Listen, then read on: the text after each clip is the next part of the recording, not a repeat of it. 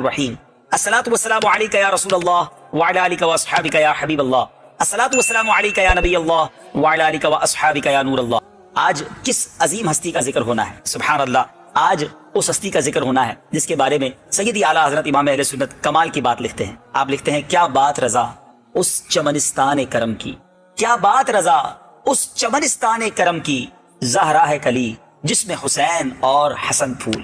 چمنستان کرم، جنت کے اس گلشن کی جو کلی ہیں، جن کو خاتون جنت کہا جاتا ہے، جن کو نبی پاک علیہ الصلوۃ والسلام کے جگر کا ٹکڑا، پیارے آقا علیہ الصلوۃ والسلام کی لاڈلی شہزادی، جی ہاں آج بات ہوگی ہم سب کے لیے ایک بڑی ہی محترم شخصیت خاتون جنت بی بی فاطمہ رضی اللہ تعالی عنہا کی۔ سبحان اللہ، ایک ایسی شخصیت جن کے بارے جب بھی سنا ایمان تازہ ہو جاتا ہے، سخاوت ہو، حیا ہو، خوف خدا ہو، عبادات ہو، صبر ہو، نبی پاک سے محبت ہو، وہ کون سا عنصر ہے، وہ کون سی خوبی ہے جو خاتون جنت رضی اللہ تعالی عنہا میں نہ ہو، اور کیسے نہ ہو؟ نبی پاک کا خون ہے، میرے آقا خود فرماتے ہیں فاطمہ مجھ سے ہیں، نبی پاک کہیں یہ میرے جگر کا ٹکڑا ہے، جو فاطمہ کو ناراض کرے گویا اس نے مجھے ناراض کیا۔ اس طرح کی احادیث اور اس طرح کے مضامین ملتے ہیں کہ نبی پاک کس قدر بی بی فاطمہ رضی اللہ تعالی عنہا سے پیار کرتے ہیں۔ بڑی خوبصورت حدیث آپ کے فضائل میں ملتی ہے۔ حضرت حذیفہ بن یمان رضی اللہ تعالیٰ عنہ فرماتے ہیں کہ میں نے اپنی والدہ ماجدہ سے عرض کی کہ آپ مجھے اجازت عطا فرمائیں کہ میں آقا علیہ الصلوۃ والسلام کی خدمت میں جاؤں اور نماز مغرب ادا کروں،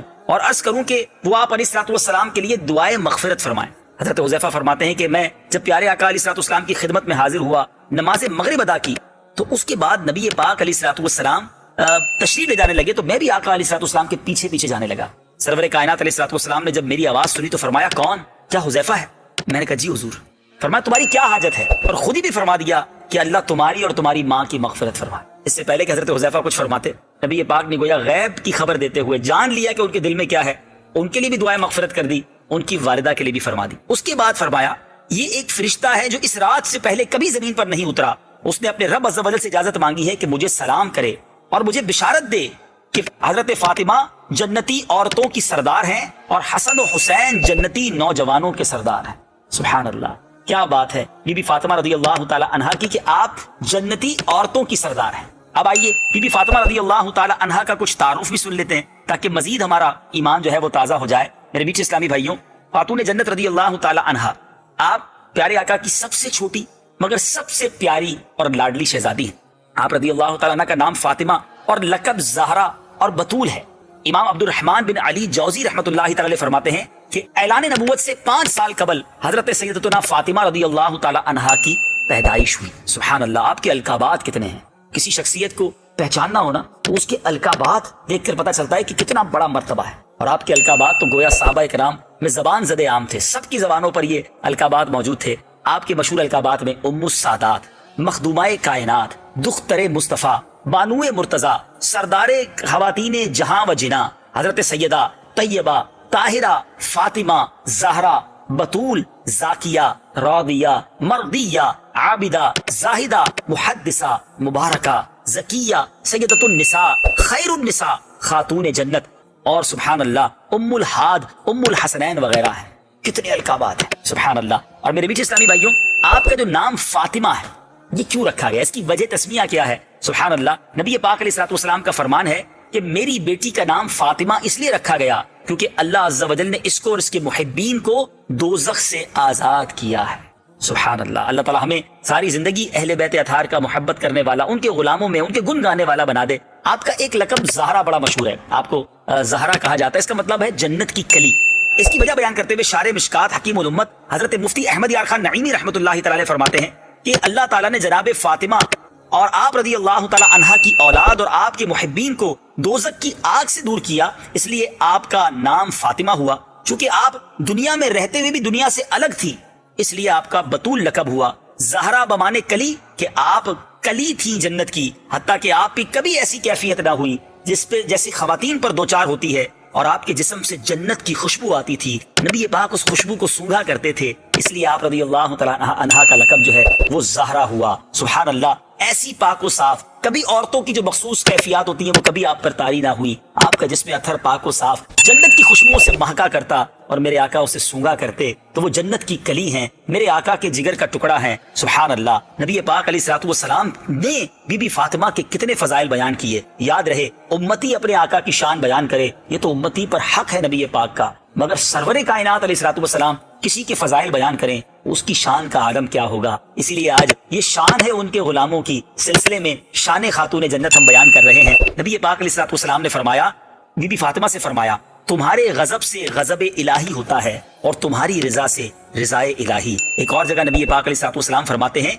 फातिमा मेरे जिस्म का टुकड़ा है, जो इसे नागवार वो मुझे नागवार, जो इसे पसंद वो मुझे पसंद। कयामत में सिवाय मेरे नसब, मेरे सबब और मेरे अज़दवाजी रिश्तों के तमाम नसब मुनक़ते यानी खत्म हो जाएंगे। कयामत के दिन भी नबी पाक का ये जो सिलसिला है, चाहे वो नसब का हो, चाहे वो अज़दवाज का हो, नबी पाक का जो सबब हो, ये सब तो बाकी रहेंगे, बाकी रिश्ता किसी का बाकी नहीं रहेगा। और ये शान है खातून जन्नत रज़ियल्लाहु ताला अन्हा की। अच्छा, यहाँ उलमाए किराम ने अहादीस से बीबी फातिमा के वो फजाइल बयान किए हैं जो कायनात में किसी और को हासिल नहीं है।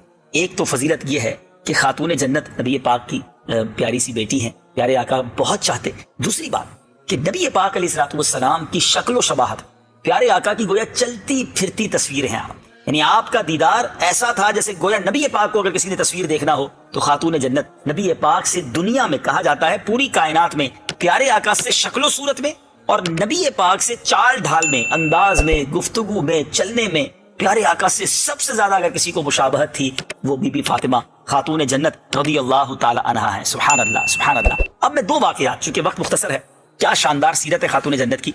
एक वाक़े में तो आपका सब्र हमें सीखने को मिलेगा और दूसरे वाक़े में आपकी नबी पाक अलैहिस्सलाम से मोहब्बत सीखने को मिलेगी। खातून जन्नत रज़ियल्लाहु ताला अन्हा अपने घर के कामकाज खुद किया करती और इस कामकाज करने की वजह से हाथों पर छाले पड़ जाते। आप पानी की मशकें उठाकर लाती तो जिस्म पर भी निशान पड़ जाते। तो एक बार मौला अली करमल्लाहु ताला वजहुल करीम ने बीबी फातिमा से कहा कि ए फातिमा, तुम्हारे बाबा जान के पास कुछ गुलाम आए हैं, कनीजें आई हैं, तुम भी अपने लिए एक दो गुलाम मांग लो, कनीज ले आओ, ताकि घर के काम काज में आसानी हो जाए। खातून जन्नत बीबी फातिमा रज़ियल्लाहु ताला अन्हा नबी पाक अलैहिस्सलाम की बारगाह में हाजिर हुई। देखा कि प्यारे आका अलैहिस्सलाम के साथ कुछ सहाबाए किराम मौजूद हैं। आप वापस तशरीफ ले आए।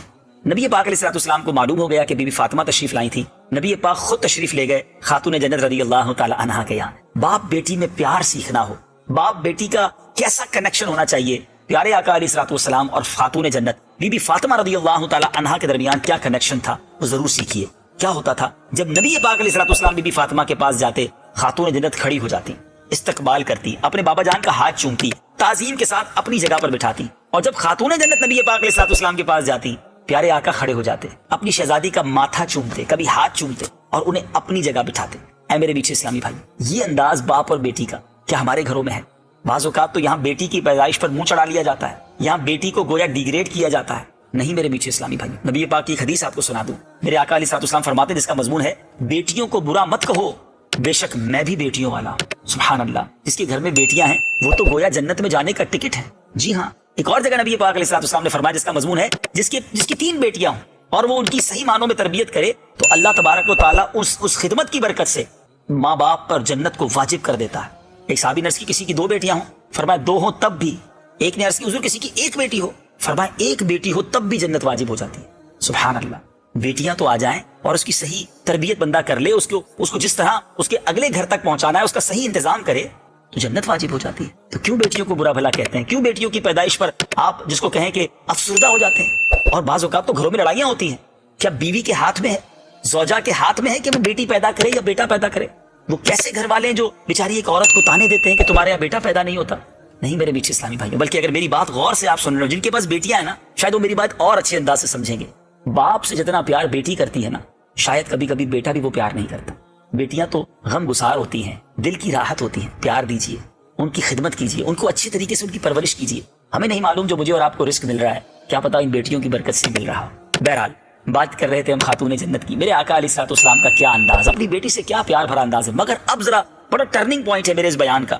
बेटी को प्रॉब्लम है, हाथ में छाले पड़ रहे हैं, जिस्म पर निशानात पड़ रहे हैं और नबी पाक से खादिम मांगने आई है। प्यारे आका जब वापस तशरीफ लाए ना, तो प्यारे आका अलैहिस्सलाम ने पूछा, ए फातिमा तुम आई थी, क्या वजह थी? अर्ज किया, हुजूर वो आपके पास कुछ खादिम आए हैं, कुछ कनीजें आई हैं और मैं काम काज करती हूँ तो हाथ पर छाले पड़ जाते हैं, जिस्म पर निशान पड़ जाते हैं। जरा सोचिए मीठे इस्लामी भाइयों, बहुत अहम बात है। जिससे प्यार ज्यादा हो ना, उसकी तकलीफ नहीं देखी जाती। और बाज़ औक़ात ये लाड में हम अपने बच्चों को बिगाड़ भी देते हैं कि वो जो कहता है हम उसकी मान लेते हैं, जो डिमांड करते हैं पूरी कर देते हैं, और बाज़ औक़ात इसकी वजह से उसकी तरबियत में कमी हो जाती है। सुभान अल्लाह। मेरे आका कौनैन के वाली हैं, अल्लाह की अता से आप फरिश्तों के आका हैं। आपके ऑर्डर करने की देर थी, खजानों के और खिदमतगारों के ढेर लग जाने थे।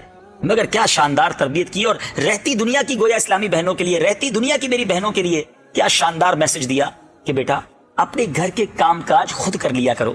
میں حدیث کا خلاصہ سنا رہا ہوں.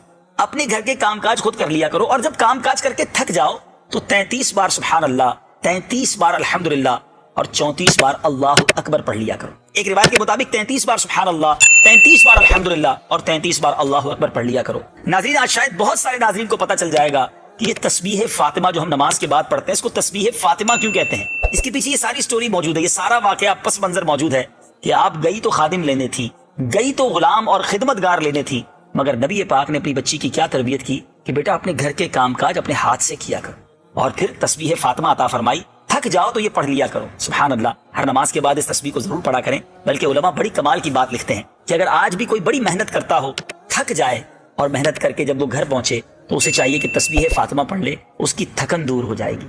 تو کیا خوب لیسن ملتا ہے. آج ہو سکتا ہے مجھے میری مائیں بہنیں سن رہی ہوں گی، اسلامی بہنیں گھروں میں سن رہی ہوں گی، بہت زیادہ اپنے آپ کو آج لوگ گھر کے کام کاج سے دور کر رہے ہیں، اپنے ہاتھ سے کام کرنے کے لیے تیار نہیں ہیں. ہم نے خادمائیں رکھنا شروع کر دی ہیں، اپنے گھر کے کام کاج کو عیب سمجھنا شروع کر دیا ہے. ایسا نہیں ہے کہ کسی خادم کو یا خادمہ کو رکھنا ناجائز یا منع ہے. آپ کو اللہ نے نوازا، آپ رکھ سکتے ہیں. پردے کا جو بھی معاملہ ہے وہ ہونا چاہیے، لیکن گھر کے کام کاج سے جو گھر میں محبت ہوتی ہے، اپنے ہاتھ سے اگر کوئی کھانا پکاتا ہے تو گھر والے اس سے محبت کرتے ہیں. اگر آپ گھر والوں کی آنکھوں کا تارا بننا چاہتے ہیں نا، تو کچھ نہ کچھ کام اپنے ہاتھوں سے کیجیے. ہاتھوں کے کام میں کوئی قباحت نہیں ہے، اور یہ تو سنت بی بی فاطمہ رضی اللہ تعالیٰ عنہ ہے نا، نبی پاک کی شہزادی کا انداز ہے. بلکہ خود نبی پاک علیہ الصلوۃ والسلام بھی اپنا سودا صرف لاتے تھے، گھر کے کام کاج میں ہاتھ بٹاتے تھے. تو اسلامی بھائیوں کو بھی یہ کرنا چاہیے، اسلامی بہنوں کو بھی یہ کرنا چاہیے. تو بہت خوبصورت میسج آپ کی سیرت سے ملتا ہے. یہاں صبر کا میسج بھی ملتا ہے. اگر کوئی غریب اسلامی بھائی اور اسلامی بہنیں مجھے سن رہی ہیں تو صبر کیجیے. اگر آپ کے گھر میں تھوڑا مالی پوزیشن کمزور ہے، گھر کے کام کاج خود کرنے پڑتے ہیں، کھانے پینے میں کوئی کمی ہے، تو اس میں دل چھوٹا نہ کیا کریں. ہمارے سامنے اس شخصیت کی بات ہو رہی ہے جو جنت کی عورتوں کی سردار ہیں اور نبی پاک کی لاڈلی شہزادی ہیں، جن کے لیے نعمتوں کی کمی نہیں تھی، مگر بیٹی کی تربیت کیسے کی کہ غربت میں بھی وہ خوش ہیں اور صبر ہے، شکوہ نہیں ہے. تو میری بہنیں جو مجھے سن رہی ہیں، خدارا شکوہ نہ کیا کریں، نہ اپنے بچوں کے ابو سے، نہ اپنے والد صاحب سے، نہ اپنے بڑے بھائی سے. اور میں آپ کو صحیح بتاؤں، بعض اوقات یہ فیملی پریشر ہوتا ہے کہ برابر والوں نے تو یہ نیا گھر بنا لیا، انہوں نے تو گاڑی لے لی، انہوں نے نیا فرنیچر ڈال دیا، ہمیں بھی چاہیے، ہمیں بھی مہنگا سوٹ چاہیے. اور ان کی بعض اوقات مرد کی استطاعت نہیں ہوتی، اس کی آمدنی کم ہوتی ہے، اور جب فیملی پریشر بڑھتا ہے تو پھر وہ مرد گناہوں کی طرف، حرام کمانے کی طرف چلا جاتا ہے، چوری کرنے کی طرف، ڈاکہ ڈالنے کی طرف، بعض اوقات رشوت، بعض اوقات فراڈ، اور جس کو آپ جوئے کا کام کہیں، اتنے غلط کام میں وہ ملوث ہو جاتا ہے کیونکہ اس کو زیادہ پیسے چاہیے، گھر سے پریشر بہت ہے. اور ایک وقت آتا ہے کہ پیسے تو آنا شروع ہو جاتے ہیں مگر وہ حرام کے ہوتے ہیں. اور دوسرا پرابلم یہ ہوتا ہے کہ تھوڑے عرصے بعد پولیس گھر آتی ہے، آپ کے سامنے آپ کے بھائی کو، آپ کے بچے کے ابو کو یا آپ کے والد صاحب کو اٹھا کر لے جاتی ہے، پھر سر پکڑ کر روتے ہیں. اس وقت کہاں گئی تھی آپ کی عقل کہ آمدنی 10,000 تھی، آمدنی ماہانہ 20,000 تھی، اور آپ کے لیے مہنگے کپڑے بھی آ رہے تھے، نیا فرنیچر بھی آ رہا تھا، اسکوٹر سے گاڑی بھی لے لی گئی تھی. اس وقت کیوں نہ سوچا کہ یہ پیسہ کہاں سے آ رہا ہے، کیوں پریشر دیا ایسا. کاش خاتون جنت کی سیرت سے یہ مدنی پھول ہماری ساری بہنیں سیکھ جائیں. یاد رہے پہلے کے زمانے میں مرد جب کام کے لیے جاتا تھا نا تو عورتیں رخصت کرتے وقت کہتی تھی دیکھو حرام مت کمانا، ہم تھوڑا کھا لیں گے مگر جہنم کا عذاب نہیں سہ سکیں گے. مگر آج کہتے ہیں کہیں سے بھی لاؤ، چوری کرنی پڑے، کچھ بھی کرنا پڑے، ہماری ڈیمانڈز پوری کرو. ایسا نہ کریں، اپنے گھر کے مرد کا ساتھ دیں. اگر حالات مشکل ہیں تو کوئی بات نہیں، ان مشکل حالات میں آپ ان کو سپورٹ کریں. سب مل کے اللہ سے دعا کریں، میرا رب جب چاہے گا حالات بدل دے گا. اللہ مجھے اور آپ کو صبر کی توفیق عطا فرمائے. خاتون جنت کی بات ہو اور آپ کے پردے کی بات نہ ہو. آخری پیغام دے کر اپنی گفتگو کو ختم کرتا ہوں. خاتون جنت اتنی حیا والی، اتنی پردے والی ہیں کہ زندگی بھر تو پردہ کیا، مگر جب آخری وقت آپ کو ایک ڈولی دکھائی گئی جس میں ایسی ڈولی جنازے کی بنائی گئی، آپ کو بتایا گیا کہ اے بی بی آپ کا جنازہ جب اس میں لے جایا جائے گا کسی غیر مرد کی آپ کے جنازے پر نظر نہیں پڑے گی. نبی پاک علیہ الصلوۃ والسلام کی دنیا سے پردہ فرمانے سے لے کر اس دن تک آپ مسکرائی نہیں تھی. ایک ہی بار مسکرائی اس ڈولی کو دیکھ کر جس سے یہ انہیں اطمینان ہو گیا کہ میرے جنازے پر بھی کسی غیر مرد کی نظر نہیں پڑے گی. اور ہماری خاتون جنت کے پردے کا عالم یہ ہے کہ جب قیامت کے دن آپ پل صراط سے گزریں گی تو قیامت کے دن علماء فرماتے ہیں یہ اعلان ہوگا کہ تمام اہل محشر اپنی آنکھیں نیچی کر لیں، نگاہیں نیچی کر لیں. خاتون جنت کی سواری گزرنے والی ہے، ایسی با پردہ خاتون جن کا ہم سب اب ان کی غلامی کا دم بھرتے ہیں، پنجتن کا اپنے آپ کو ہم غلام کہتے ہیں.